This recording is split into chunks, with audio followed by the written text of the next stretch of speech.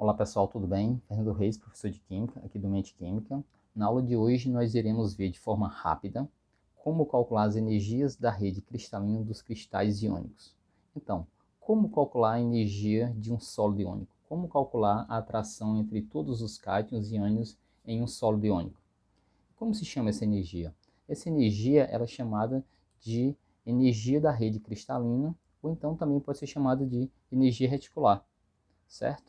Que ela pode ser representada por essa equação, no qual se obtém um composto iônico a partir de íons gasosos. Então a gente está reagindo cátions e ânions gasosos. Só que baseado nessa equação, na teoria da energia de rede, não é possível nós obtermos esses cálculos de forma experimental. Por que que não é possível? Porque na prática não existe a possibilidade de termos vapores de cátion e de ânions. E como fazer para isso acontecer? Então, alguns cientistas desenvolveram algumas teorias para fazer esse cálculo da energia de rede.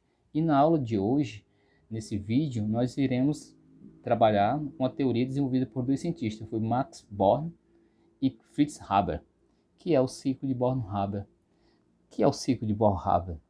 O ciclo de Born-Haber ele traz uma proposta para analisar a energia envolvida numa reação química na formação de um composto único a partir da reação de um metal, frequentemente são os elementos de um grupo, do grupo 1A ou do grupo 2A, com um ametal. E lembrando que o ciclo de Born-Haber é uma aplicação da lei de Hess, certo? Antes de nós irmos para a prática, vamos fazer uma rápida analogia para ver de onde partiu a ideia de Born e Haber. Então vamos lá. Imagina só, eu tenho a cidade A e vou para a cidade B. Então eu posso para essa cidade de forma direta, certo? Ou então eu posso ir por etapas, certo? Então, se vamos imaginar que não é possível eu ir de forma direta da cidade A para a cidade B. Então eu preciso ir por atalhos, por etapas. Então foi baseado nessas condições é que Born-Haber desenvolveu essa teoria, só que aplicado a reações químicas. Então, nas reações químicas, elas podem acontecer de forma direta, saindo dos reagentes e atingindo os produtos. Só que muitas das reações não é possível eu sair dos reagentes e chegar a alguns produtos. Tem que acontecer em etapas. Então, eles desenvolveram essa teoria justamente para resolver esse impasse. Então, aqui eu tenho uma equação, certo? Hipotética, no qual o sódio reage com o gás cloro, formando NaCl2. Só se nós lembrarmos lá da equação da energia de rede, essa reação ela não obedece. Por quê? Porque lá diz que a reação entre cátions e ânions gasosos para formar um sólido iônico. E aqui eu não tenho cátions e nem tenho ânions gasosos. Eu tenho o sódio metálico e uma molécula de gás cloro. Então, Born e Haber, eles propuseram uma série de modificações nos reagentes para eles se tornarem aptos para a gente realizar essa reação. Então vamos lá. Então a primeira coisa a fazermos é transformar o sódio que está na fase sólida para a fase gasosa. Então aí nós temos uma entalpia de sublimação. Se nós observarmos aqui no reagente, o sódio ele tem um NOx mais 2, então ele perdeu 2 elétrons. Então como fazer o sódio perder 2 elétrons? Então nós vamos ter duas energias de ionização consecutivas. Nós temos a primeira energia de ionização, onde ele perde um elétron, e nós vamos ter a segunda energia de ionização, onde ele vai perder o segundo elétron. Então o sódio está ok, está de forma gasosa e já perdeu seus 2 elétrons. Agora vamos para o cloro.